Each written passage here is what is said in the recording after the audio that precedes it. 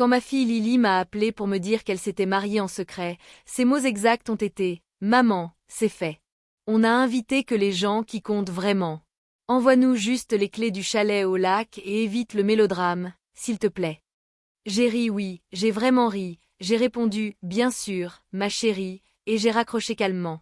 3 jours plus tard, j'ai déposé un « cadeau de mariage » devant leur porte qui a fait hurler son tout nouveau mari pendant 40 minutes d'affilée sans reprendre son souffle. Salut, je m'appelle Hélène, j'ai 66 ans, enseignante à la retraite, et jusqu'à cette semaine-là, je croyais encore que ma fille unique était toujours ma priorité absolue. Cette histoire n'a pas commencé avec cet appel. Elle a commencé il y a 2 étés, quand Lily est rentrée à la maison avec Nathan pour la première fois. Elle rayonnait, comme seule une femme de 30 ans qui vient enfin de trouver « le bon » peut rayonner. « Maman, il me comprend vraiment », m'a-t-elle dit dès le seuil, les yeux brillants d'une joie que je ne lui avais jamais vue. J'avais préparé mon fameux gratin dauphinois, celui qu'elle réclamait depuis l'enfance.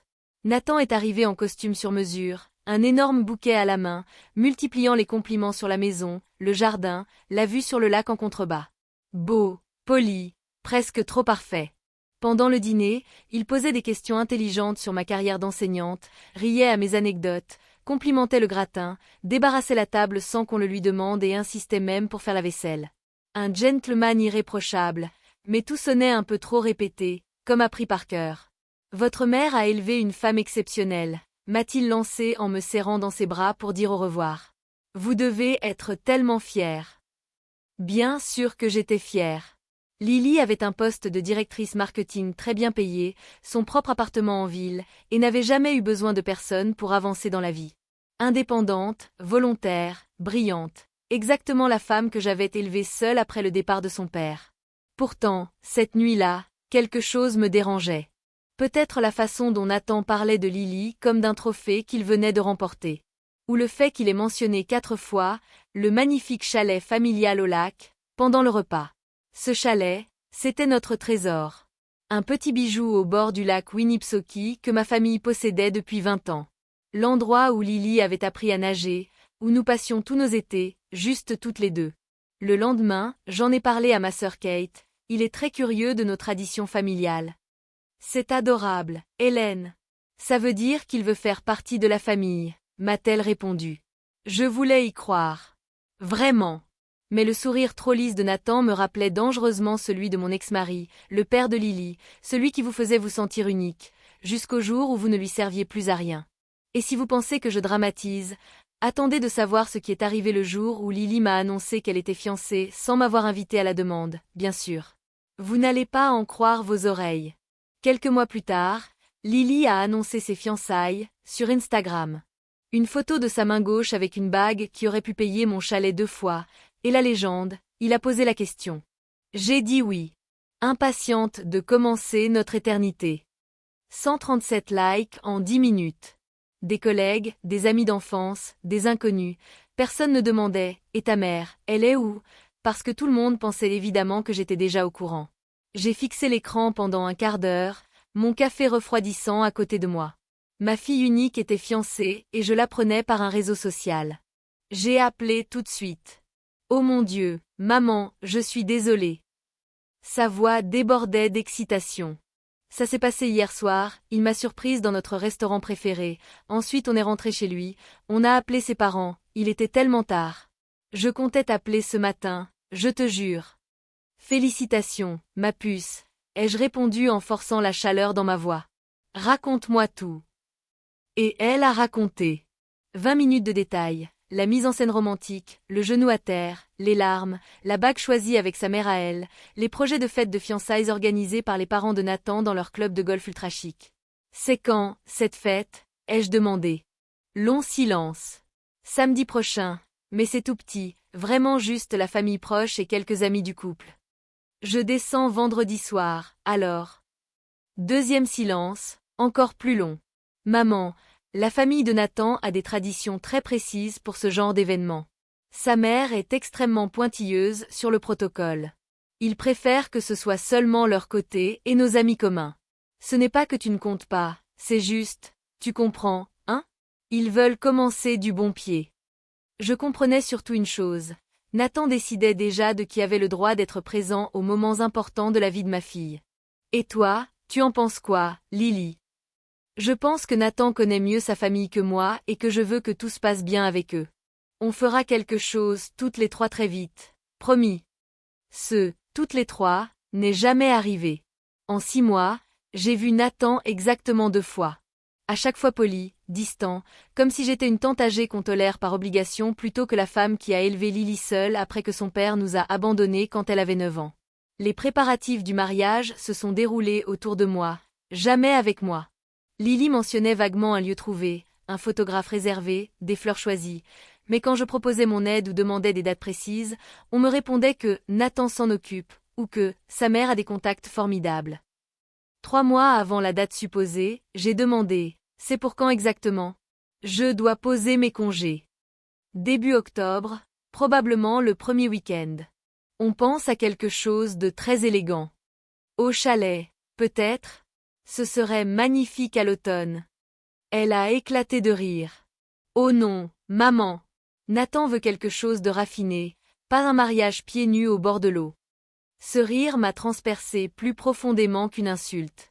Lily avait toujours dit qu'elle se marierait au chalet, pieds nus sur le ponton, guirlande lumineuse dans les pins, comme elle le rêvait petite fille. Et maintenant, même ses rêves d'enfant devaient être assez bien, pour Nathan. Car ce qui est arrivé 2 semaines avant le mariage supposé allait me faire comprendre que je n'avais encore rien vu. Vous n'êtes pas prêts. 2 semaines avant la date prévue du grand mariage, Lily m'a appelé un mardi soir pendant que je rangeais mes draps. Une soirée banale qui allait rester gravée à jamais. Maman, il faut que je te parle de quelque chose, et il faut que tu prennes ça bien, d'accord?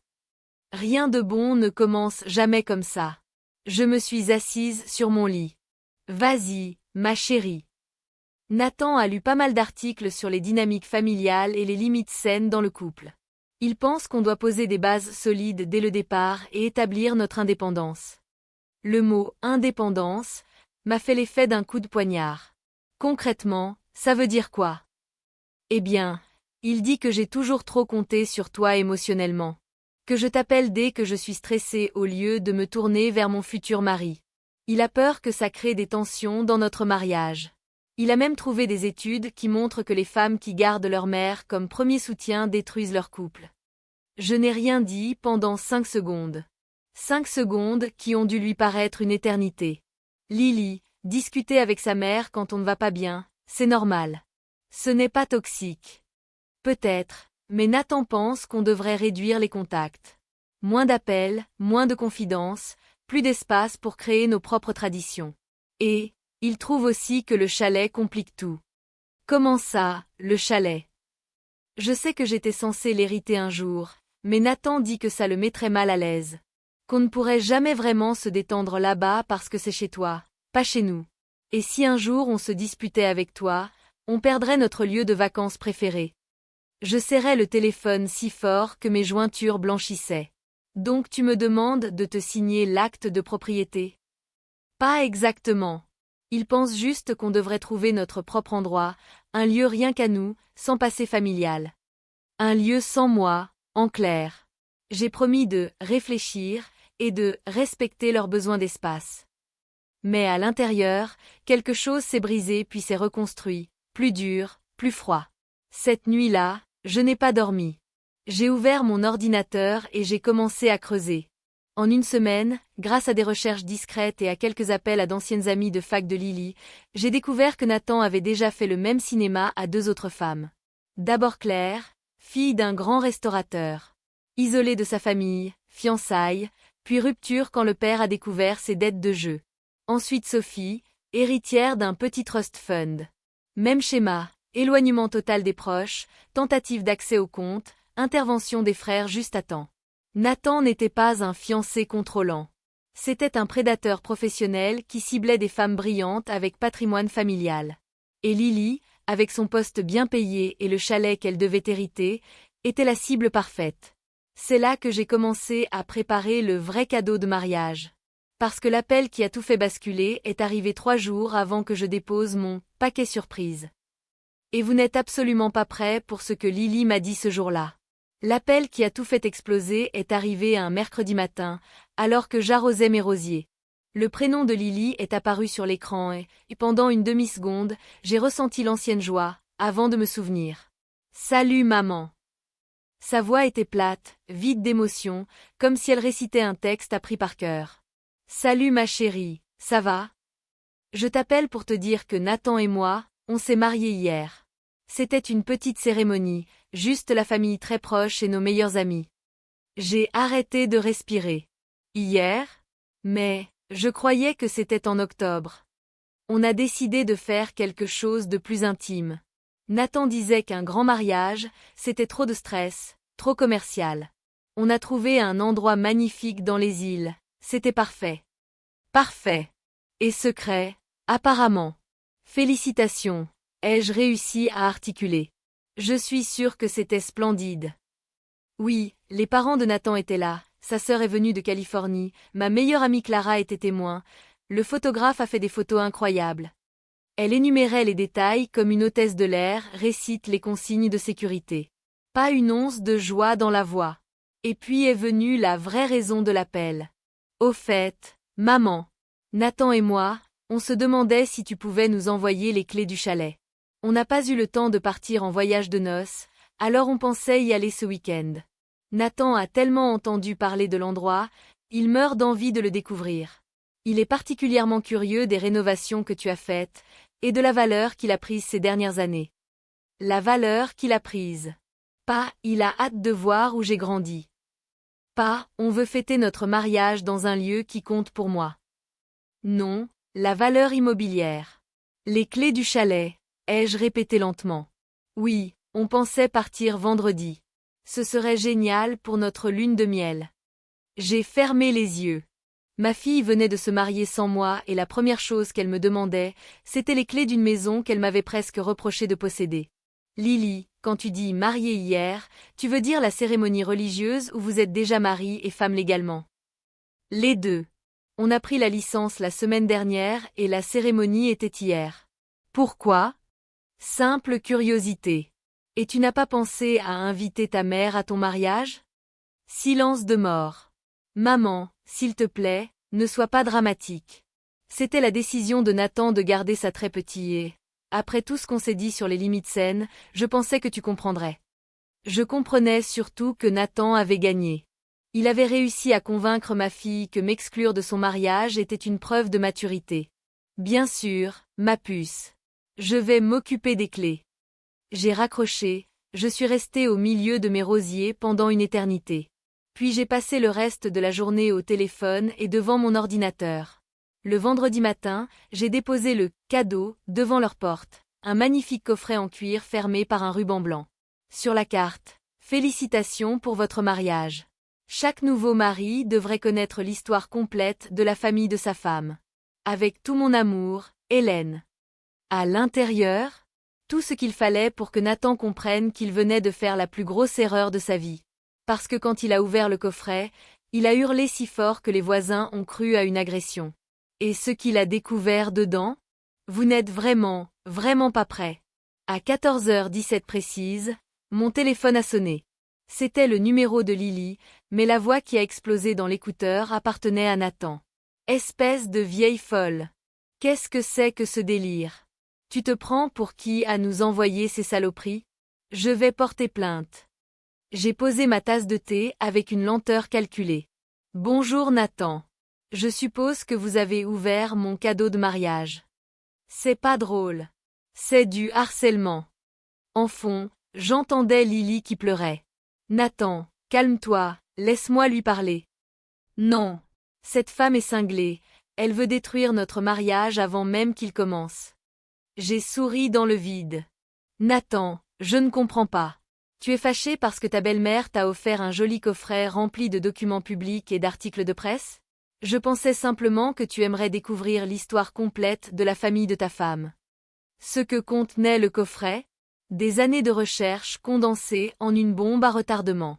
J'avais découvert que le grand-père de Nathan, Philip Harrington, avait été associé à mon ex-mari, le père de Lily, dans une énorme escroquerie à l'assurance dans les années 90.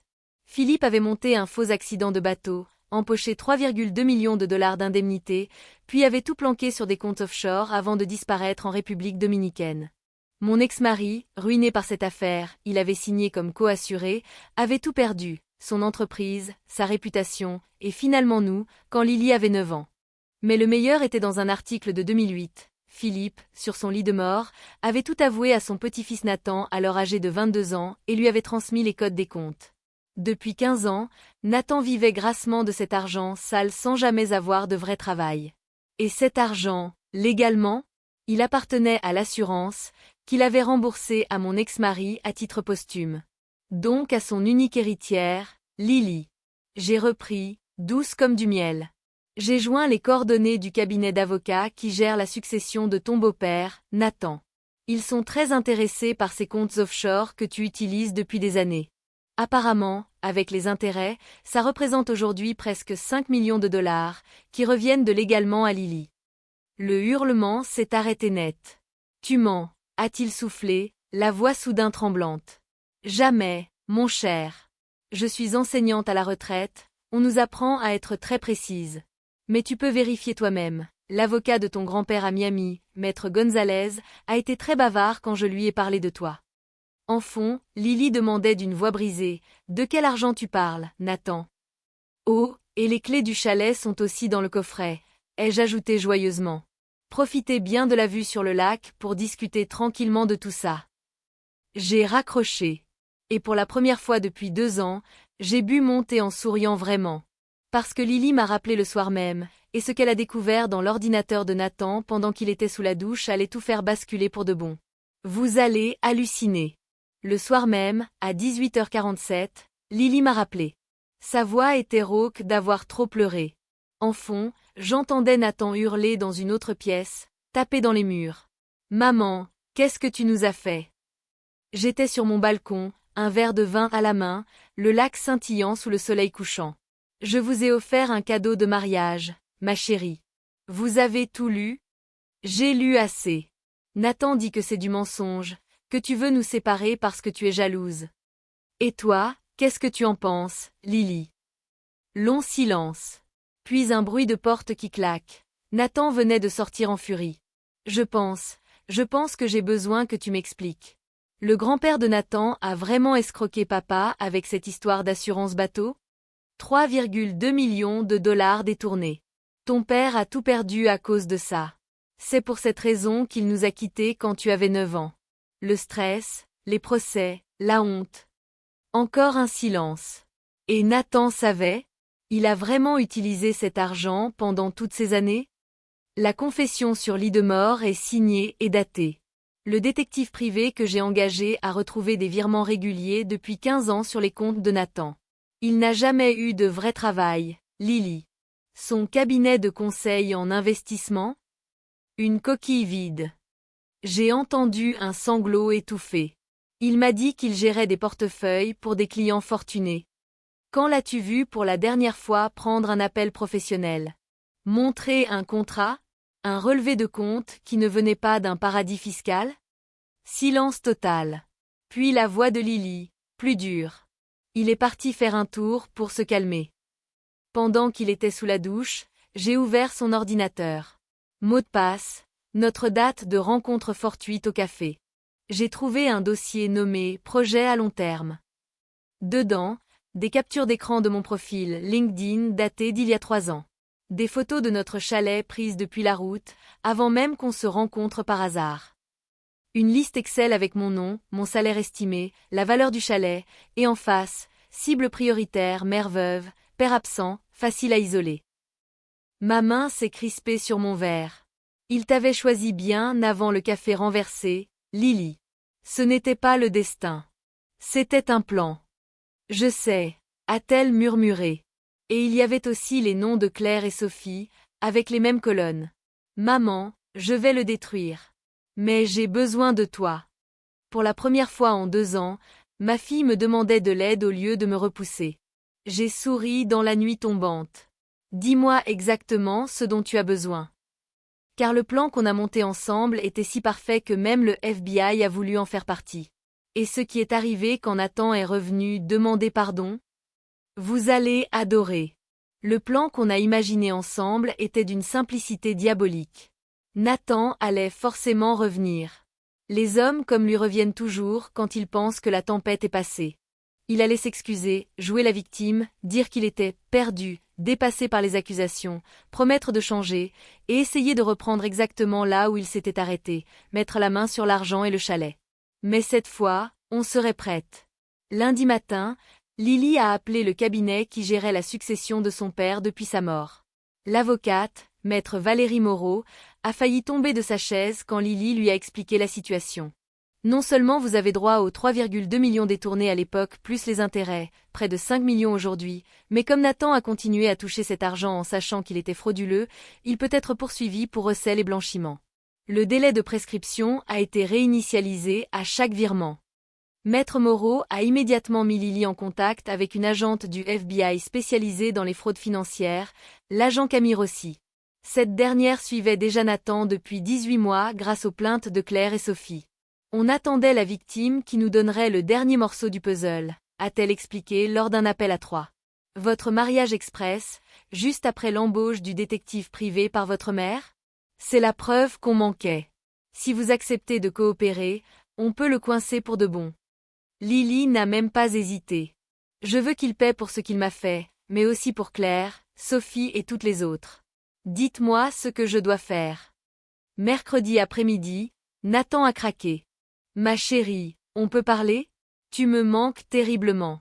J'ai besoin de rentrer à la maison. Lily m'a montré le message, les mâchoires serrées de rage. Réponds-lui que toi aussi tu lui manques, que tu te rends compte que j'ai tout inventé par jalousie, que tu veux repartir de zéro. Flattons son ego, il adorera. Elle a tapé le message parfait.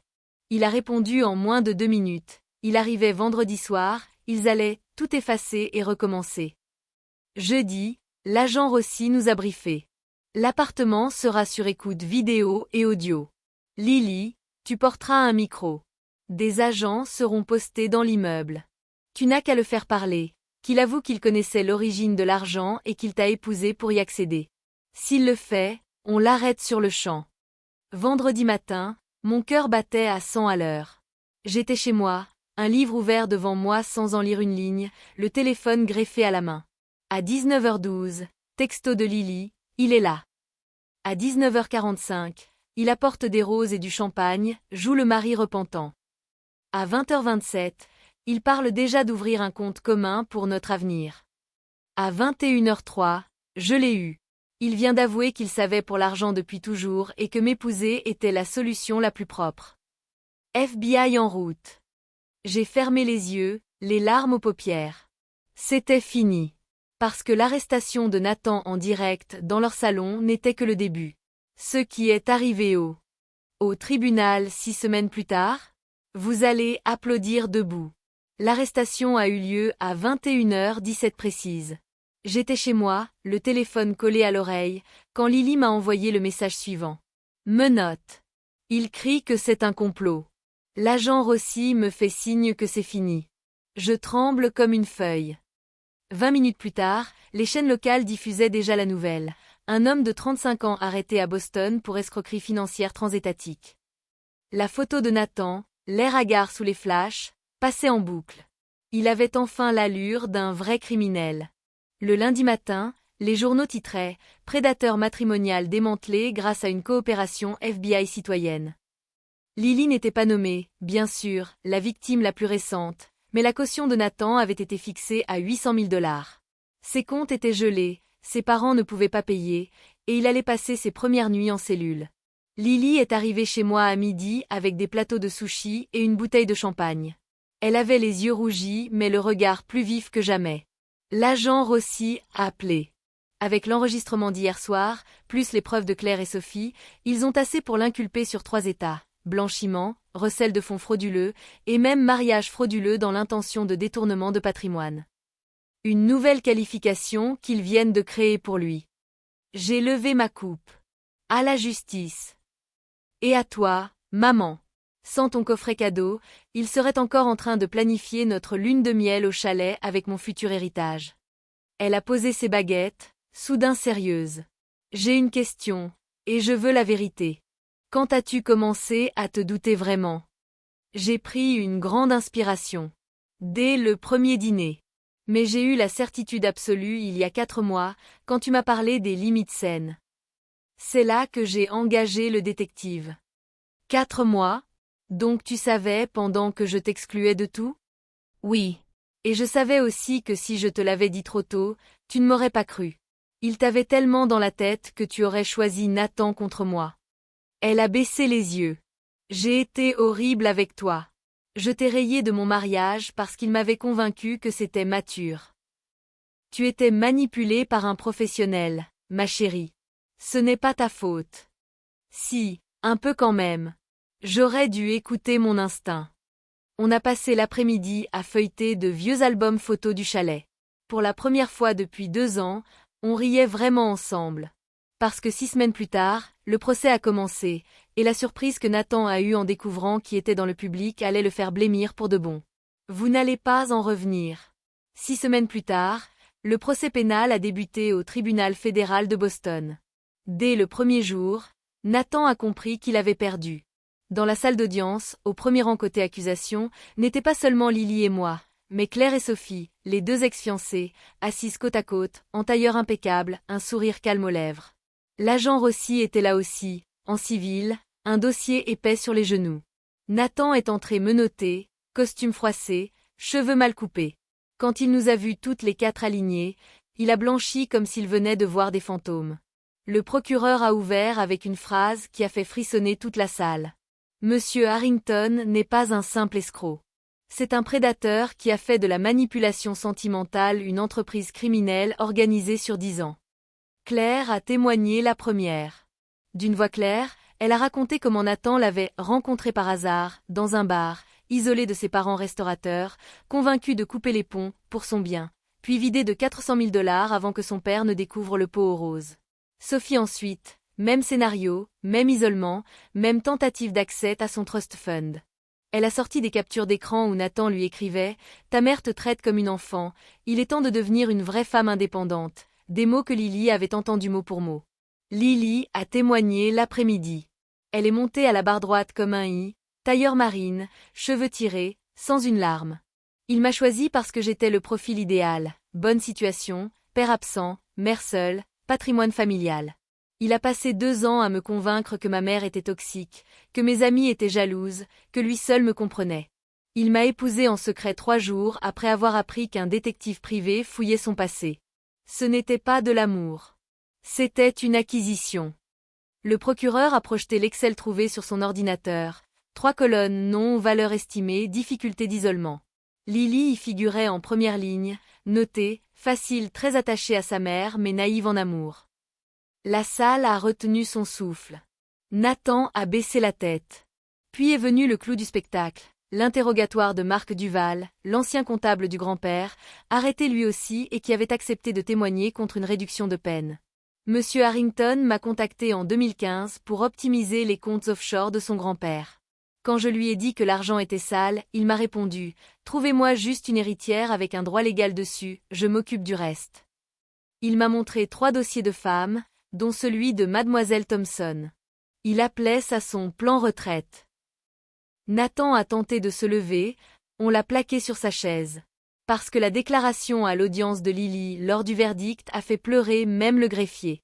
Et la peine qui est tombée? Vous allez lever le poing en l'air. Le jury n'a délibéré que 2 heures et 47 minutes. Quand la présidente a prononcé « coupable sur tous les chefs d'accusation », Nathan s'est effondré sur sa chaise comme une marionnette dont on vient de couper les fils. Conspiratie au blanchiment, recel de fonds frauduleux, escroquerie sentimentale aggravée, mariage frauduleux avec intention de détournement de patrimoine, tout y est passé.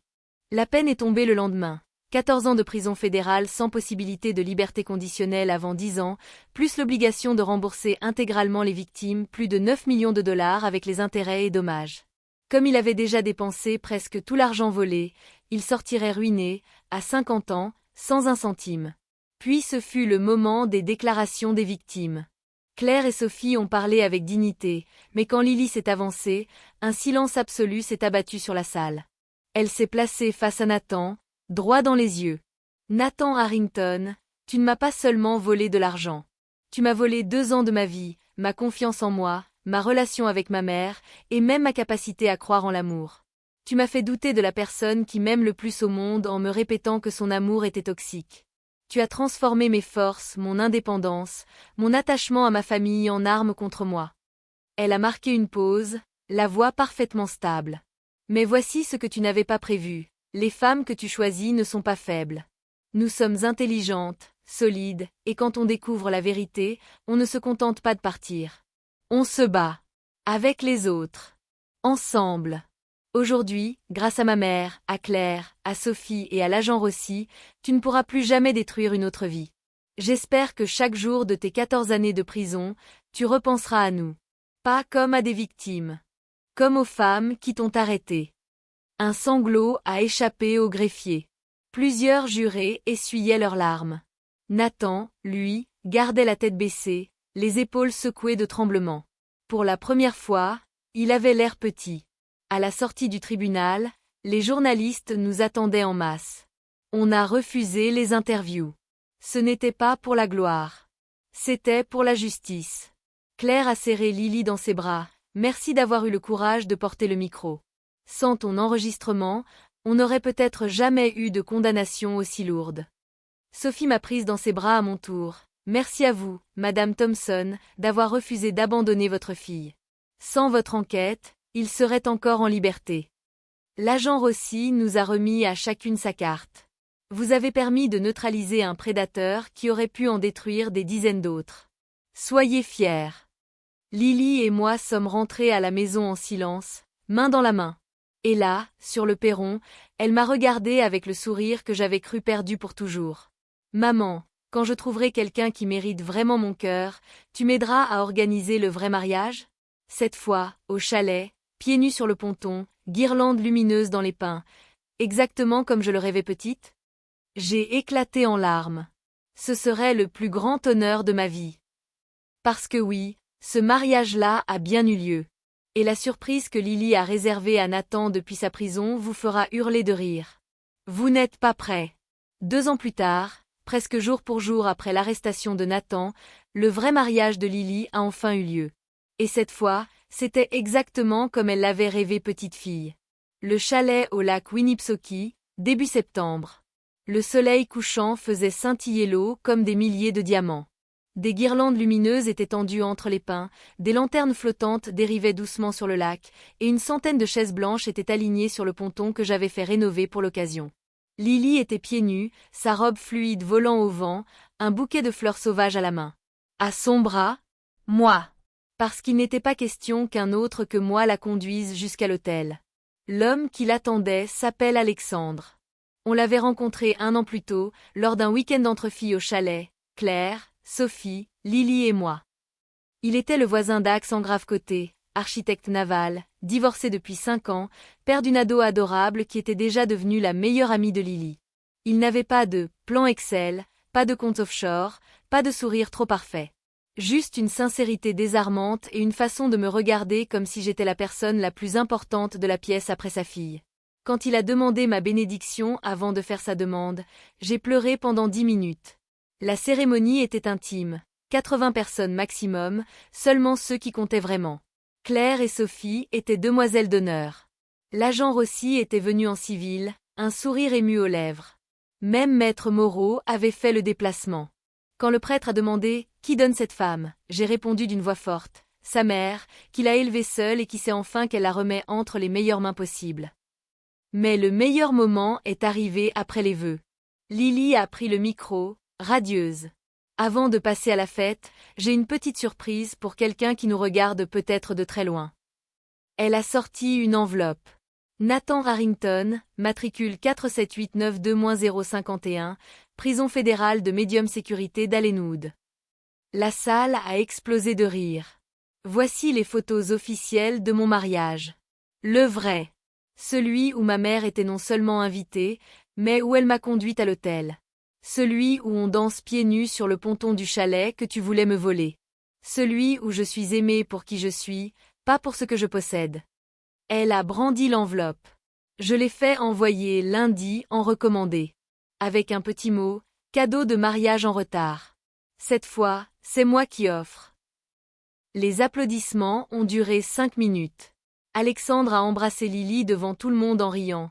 Tu es terrifiante. J'adore ça. Parce que ce que Lily a fait l'année d'après avec les 5 millions récupérés vous fera sauter de joie. Et la lettre que Nathan a reçue en prison 6 mois plus tard? À mourir de rire. Vous n'allez pas en revenir. 1 an après le mariage, les 5 millions de dollars, exactement 4 987 322 dollars après frais d'avocat et taxes, sont enfin arrivés sur le compte de Lily. Au lieu de s'acheter un appartement de luxe ou une voiture de sport, elle a fait quelque chose qui m'a fait pleurer pendant 3 jours. Elle a créé la fondation Harrington Oui, elle a gardé son nom de prédateur, histoire que Google le lui rappelle à chaque recherche. Objectif: accompagner et protéger les femmes victimes de manipulations financières et affectives, en particulier celles qui ont été isolées de leur famille. Le premier programme?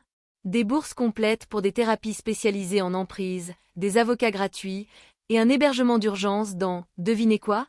Le chalet du lac, entièrement rénové et agrandi avec une aile dédiée, 6 chambres, une grande salle commune avec vue sur l'eau, et une plaque à l'entrée.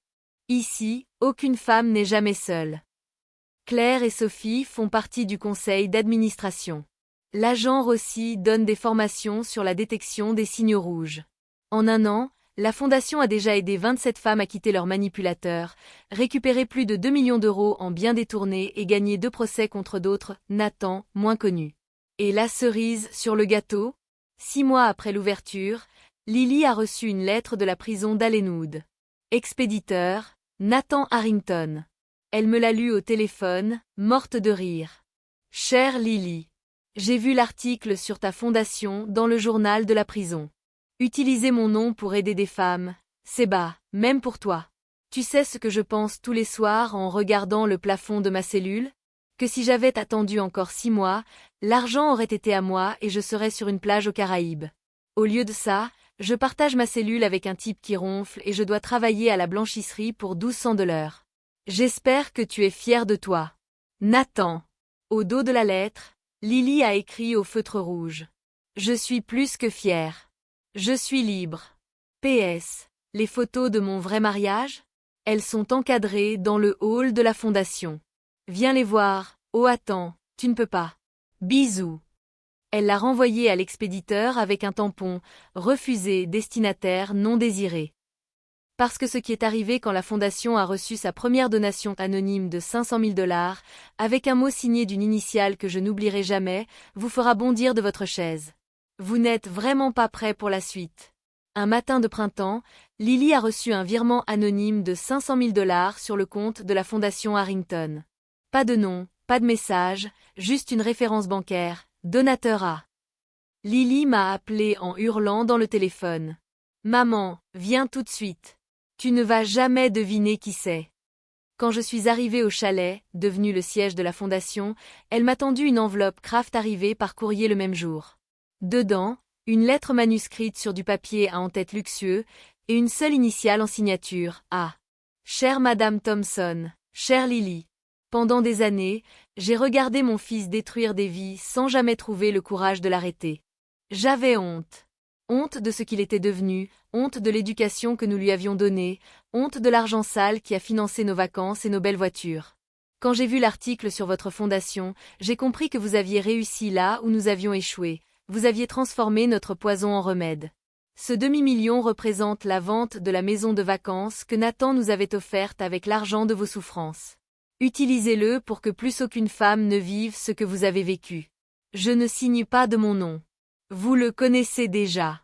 Avec tout mon respect et mes excuses les plus sincères. Ah! La mère de Nathan. Celle qui avait organisé la fête de fiançailles où je n'étais pas invitée. Celle qui avait souri sur toutes les photos pendant que son fils m'effaçait de la vie de ma fille. Lily a pleuré.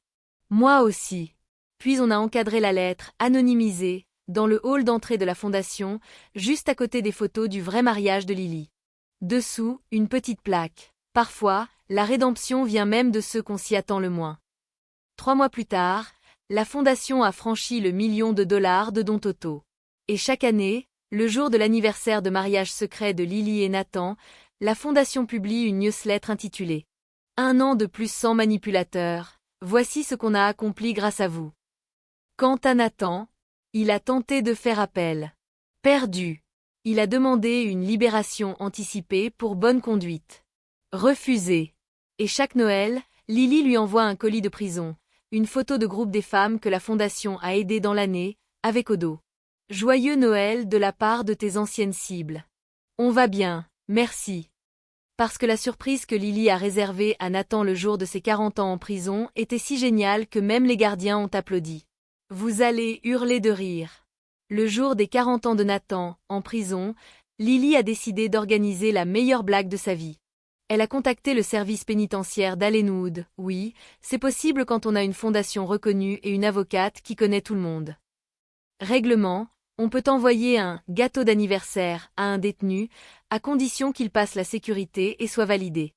Lily a donc commandé chez le meilleur pâtissier de Boston un gâteau à 3 étages, forme de maison, mais pas n'importe laquelle. Une réplique parfaite du chalet au lac, avec toit en chocolat bleu pour représenter l'eau, petite fenêtre en sucre, et même un petit ponton en réglisse. Sur le dessus, en glaçage rouge vif. Joyeux 40 ans, Nathan. Le chalet que tu n'auras jamais. Bisous, ta cible prioritaire numéro 1. Dedans, pas de lime, pas de couteau, juste une couche de crème au beurre, et une clé USB scellée dans un sachet étanche, autorisée après contrôle. Sur la clé. Les photos du mariage de Lily et Alexandre, celle où je la conduis à l'hôtel, celle où on danse pieds nus, celle du feu d'artifice sur le lac. Un diaporama des 27 femmes sauvées par la Fondation l'année précédente, avec leurs témoignages.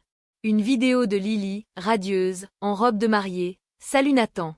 40 ans aujourd'hui. Moi, j'en ai 32 et je n'ai jamais été aussi heureuse. Merci pour la leçon. Maintenant, je sais reconnaître les vrais hommes des imposteurs. Alexandre t'embrasse. Non, en fait il a dit qu'il préférait pas. Le gâteau est arrivé le jour J. Les gardiens, qui suivaient l'affaire depuis le début, ont fait une exception. Ils ont projeté la vidéo dans la salle commune pendant la pause gâteau. D'après le gardien qui a appelé Lily ensuite, il est devenu donateur mensuel de la fondation, Nathan a fixé l'écran pendant 30 secondes, blanc comme le glaçage, puis a renversé le gâteau par terre et s'est mis à hurler que c'était du harcèlement. Les autres détenus, ils ont applaudi à tout rompre et se sont partagé le gâteau en criant « Merci madame ». Nathan a porté plainte pour cruauté psychologique. Rejeté en 24 heures. Le juge a écrit dans son ordonnance, un gâteau d'anniversaire, même ironique, ne constitue pas une atteinte aux droits du détenu. Affaire classée. Lily a encadré la décision du juge au-dessus de la cheminée du chalet. Et chaque année, pour son anniversaire, elle envoie le même gâteau. L'année dernière, les gardiens ont même pris une photo de groupe avec le gâteau et l'ont envoyé à la fondation, meilleur anniversaire collectif depuis 10 ans. Parce que ce qui est arrivé quand Nathan a enfin compris qu'il avait une dette de 9 millions qu'il ne rembourserait jamais, même en travaillant jusqu'à 90 ans, est absolument hilarant. Vous allez pleurer de rire. Nathan a fini par comprendre qu'il ne rembourserait jamais ses 9 millions de dollars de dette. Même en travaillant jusqu'à 90 ans à la blanchisserie de la prison, 1200 de l'heure, il lui faudrait environ 8500 ans. C'est alors que le tribunal a pris une décision délicieuse. Pour maximiser le recouvrement des fonds au bénéfice des victimes, tous les salaires carcéraux de Nathan, jusqu'à son dernier jour de vie, seraient automatiquement saisis et reversés à la Fondation Harrington. Lily a reçu le premier virement 6 mois plus tard, 43,68 $. Avec, en pièce jointe, la fiche de paie officielle de la prison. Elle l'a encadré dans le bureau de la Fondation sous le titre Premier don forcé de Nathan Harrington, 43,68 $, soit 363 ans de travail pour 15 000 $. On continue. Chaque mois maintenant, un virement ridicule arrive. 38 $, 51 $, parfois 29 $ quand il a eu une sanction. Lily a créé une page dédiée sur le site de la Fondation, le compteur Nathan. Un graphique en temps réel montre combien il a donné depuis sa condamnation, actuellement 1 892 $ et des poussières, et combien il lui reste, 8 998 108 $.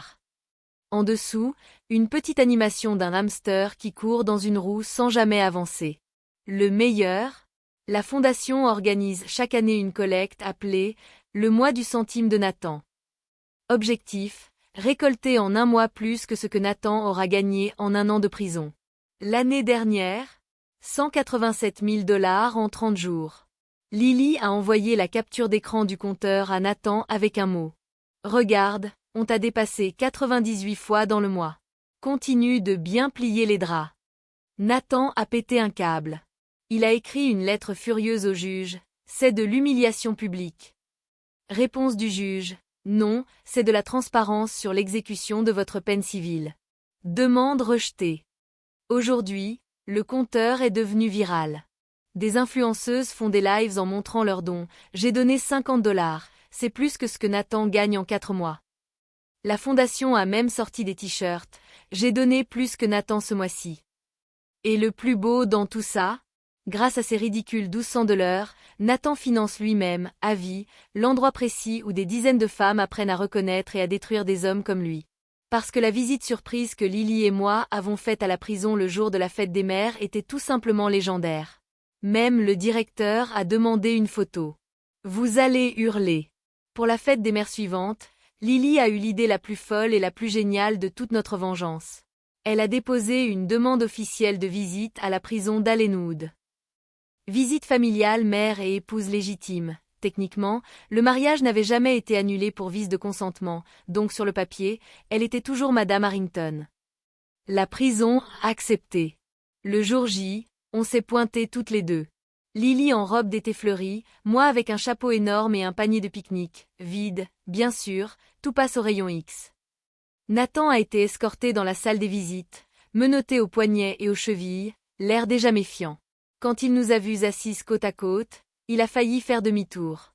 Les gardiens l'ont poussé en avant en riant sous cape. Il s'est assis, blême. Qu'est-ce que vous foutez ici? Lily a souri, toute douceur. Joyeuse fête des mères à ma maman chérie. On voulait te faire une petite visite en famille, mon mari. Elle a sorti 2 gros badges qu'elle avait fait imprimer. Le mien, meilleure maman du monde, celle que tu disais toxique. Le sien, ex-épouse modèle, celle que tu as classée cible prioritaire. Nathan a rougi jusqu'aux oreilles. C'est du harcèlement. Garde. Le gardien le plus proche a haussé les épaules. Monsieur Harrington, vous avez signé l'autorisation de visite. Et franchement, on adore votre ex-femme ici. Elle nous envoie des gâteaux à Noël. Lily a poussé vers lui une enveloppe. On t'a apporté des photos de famille mises à jour. Dedans, moi et Lily au chalet avec Alexandre et sa fille, tous en train de rire. La plaque d'entrée de la fondation, financée en partie par Anne Harrington, 1200 à la fois. Une photo du compteur Nathan à 2341 $ avec la légende « Toujours 8 997 659 $ à rattraper, chérie ». Nathan a balbutié. « Vous êtes malade. » J'ai pris la parole pour la première fois, d'une voix calme. « Non, Nathan. On est libre. Toi, tu es exactement là où tu mérites d'être. » On s'est levé en même temps. Lily a lancé par-dessus son épaule. Prochaine visite? La fête des pères. Je viendrai avec mon vrai mari et tes beaux enfants. Le directeur de la prison, qui avait suivi toute la scène depuis la vitre, nous a rattrapés à la sortie. Madame Thompson, Madame, Lily, c'était magnifique. On peut prendre une photo pour le mur des visites mémorables? Toute l'équipe veut un selfie avec vous. On a posé avec 10 gardiens hilars. La photo trône aujourd'hui dans leur salle de pause, avec la légende « Quand la justice vient avec des talons et un sourire ». Parce que la dernière lettre que Nathan a écrite à Lily depuis sa cellule, et la réponse qu'elle lui a renvoyée, est tout simplement le point final parfait. Vous allez applaudir.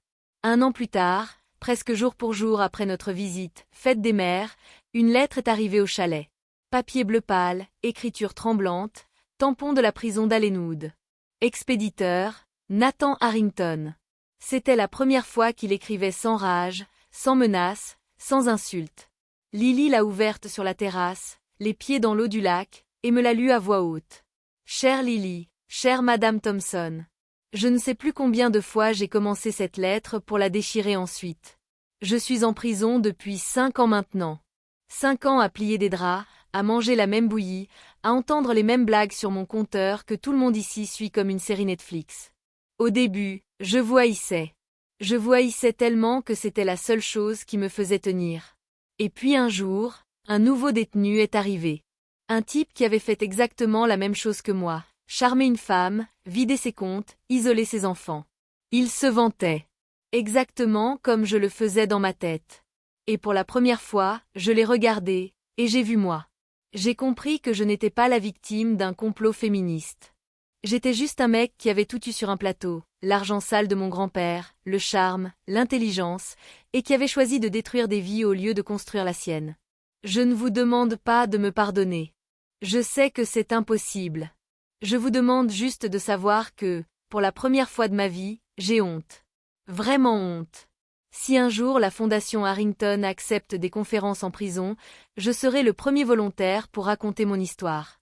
Pas pour réduire ma peine. Juste pour que plus aucun mec ici ne fasse la même chose en sortant. Nathan.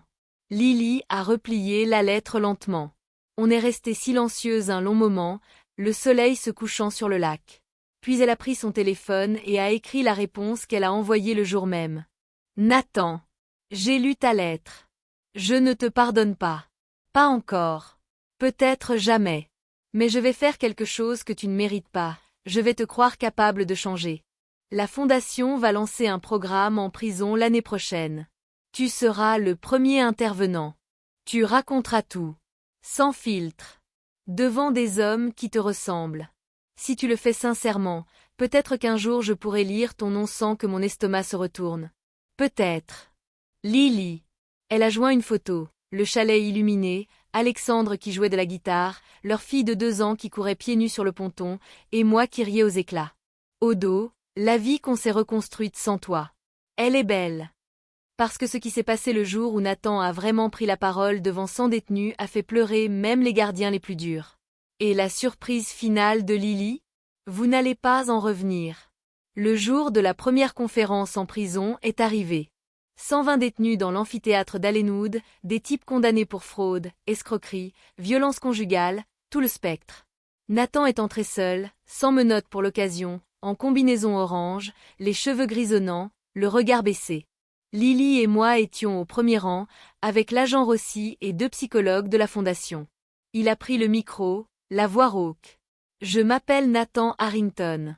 Il y a 6 ans, j'étais dehors, en costume à $3000, et je pensais que j'étais le plus malin. Aujourd'hui, je suis là pour vous dire exactement comment j'ai détruit la vie de 3 femmes brillantes, et pourquoi vous ne devez jamais faire comme moi.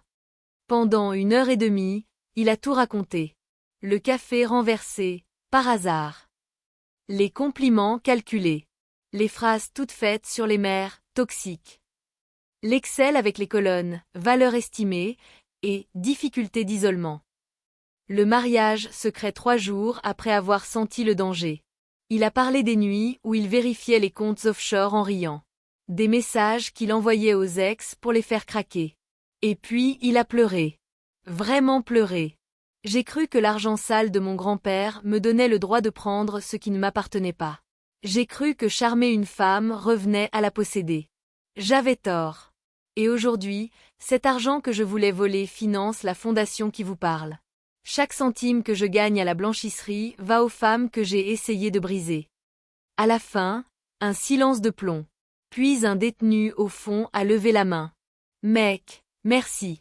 Ma femme est dehors avec mes enfants et je venais de commencer le même cinéma par téléphone. Je viens d'appeler mon avocat pour tout arrêter. 37 détenus ont demandé à rejoindre le programme de réhabilitation ce jour-là. Nathan a signé pour animer la conférence tous les 3 mois, sans réduction de peine, sans rien en échange. En sortant, Lily s'est arrêtée devant lui, séparée par la vitre de sécurité. Il a murmuré « Merci de m'avoir laissé parler ». Elle a répondu simplement « Ce n'est pas pour toi, Nathan. C'est pour les prochaines femmes que tu n'auras jamais. » Parce que 10 ans plus tard, le jour de la libération conditionnelle de Nathan, Lily l'attendait dehors avec une surprise qu'il n'aurait jamais imaginée. Même moi, je n'en revenais pas. Vous allez fondre en larmes. 10 ans plus tard, le jour de la libération conditionnelle de Nathan, Lily a fait quelque chose que personne n'aurait osé imaginer. Pas moi. Pas Alexandre. Pas même l'agent Rossi. Elle s'est levée à 5 heures du matin, a enfilé une robe toute simple, a pris sa voiture et a roulé jusqu'à la prison d'Allenwood. Seule. Devant le portail, une petite table pliante, une thermos de café, des croissants encore chauds, et une pancarte écrite à la main. Bienvenue dans le monde libre, Nathan. Café gratuit, Fondation Harrington. Les journalistes, prévenu par une fuite anonyme, merci Lily, était déjà là. Quand les portes se sont ouvertes et que Nathan est sorti, vieilli, cheveux blancs, sac en plastique à la main, il a figé en la voyant. Il s'attendait à des caméras qui le huent, à des pancartes, prédateurs, à tout sauf ça. Lily s'est avancée, calme. Salut Nathan. 10 ans, jour pour jour. Il a baissé les yeux, la voix cassée. Qu'est-ce que tu fais là? Tu viens savourer? Non. Je viens tenir une promesse. Elle lui a tendu une enveloppe. Dedans, un billet de bus pour la ville la plus proche. L'adresse d'un foyer partenaire de la fondation qui accepte les ex-détenus sans jugement. Un CV déjà rédigritué, avec ses 10 ans d'animation des conférences en prison comme expérience de formateur en prévention de la manipulation. Et un chèque de 5 000 $. Premier et dernier cadeau de ma part, a-t-elle dit. Pour que tu aies un toit et un téléphone le temps de te retourner. Après, tu te débrouilles. Mais si tu touches encore à une femme, je le saurai. Nathan a pris l'enveloppe, les mains tremblantes. Pour la première fois, il a pleuré devant elle. Pourquoi? Après tout ce que je t'ai fait. Pourquoi? Lily l'a regardé droit dans les yeux. Parce que la vengeance, c'est ce que tu aurais fait à ma place. Moi, je choisis autre chose. Je choisis de couper le cycle. Tu as payé ta dette à la société. Maintenant, tu vas payer ta dette à toi-même. Ou pas. C'est ton choix. Elle est remontée en voiture sans attendre de merci. Dans le rétroviseur, elle a vu s'asseoir sur le banc, ouvrir l'enveloppe, et rester là, tête baissée, pendant très longtemps. 6 mois plus tard, Nathan anime toujours les conférences, mais dehors cette fois, dans des lycées, des universités, des centres de réinsertion. Il n'a jamais touché à l'argent de la fondation. Il vit dans un petit studio, travaille comme conseiller en réhabilitation, et chaque mois il reverse la moitié de son salaire à la fondation Harrington.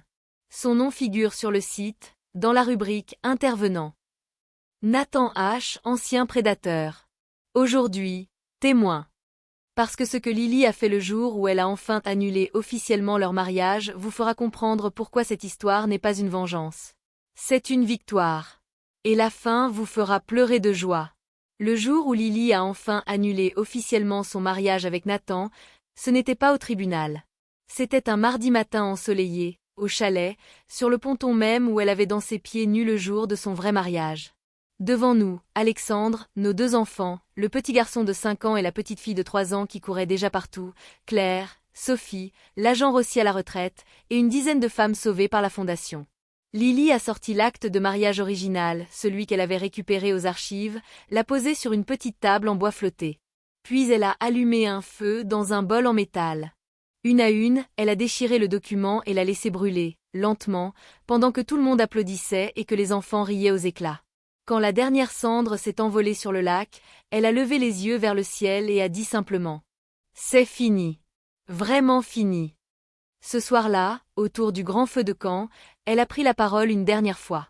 Il y a 10 ans, un homme a essayé de me voler ma mère, mon avenir, ma liberté. Aujourd'hui, grâce à cette même mère qui n'a jamais lâché, grâce à vous toutes qui avez transformé votre douleur en force, nous avons construit quelque chose de plus grand que toutes les vengeances du monde. Une maison où aucune femme n'a plus jamais à choisir entre sa famille et un manipulateur. Elle a levé sa coupe. À Hélène, ma mère, mon héroïne. À nous toutes, qui avons refusé d'être des victimes. Et même, quelque part, à Nathan, merci pour la leçon. Tu voulais me détruire. Tu m'as rendu invincible. Les larmes coulaient sur tous les visages. Même Alexandre, le plus solide d'entre nous, a essuyé ses yeux. Aujourd'hui, la Fondation Harrington existe dans 3 pays, a sauvé plus de 400 femmes, et le chalet est devenu un lieu de lumière, de rire, de guérison. Nathan anime toujours ses conférences. Il n'a jamais manqué une seule session. Il n'a jamais repris contact. Il n'a jamais été réinvité. Et moi, je passe mes journées pieds nus sur le ponton, avec mes petits-enfants qui apprennent à nager là où leur mère l'a fait avant eux. Je regarde le lac, je pense à la femme de 66 ans qui avait peur de perdre sa fille. Et je souris, parce que je sais que l'amour vrai, le vrai, ne se vole pas. Il se reconstruit, plus fort, plus beau, plus lumineux. Merci d'avoir suivi cette histoire jusqu'au bout.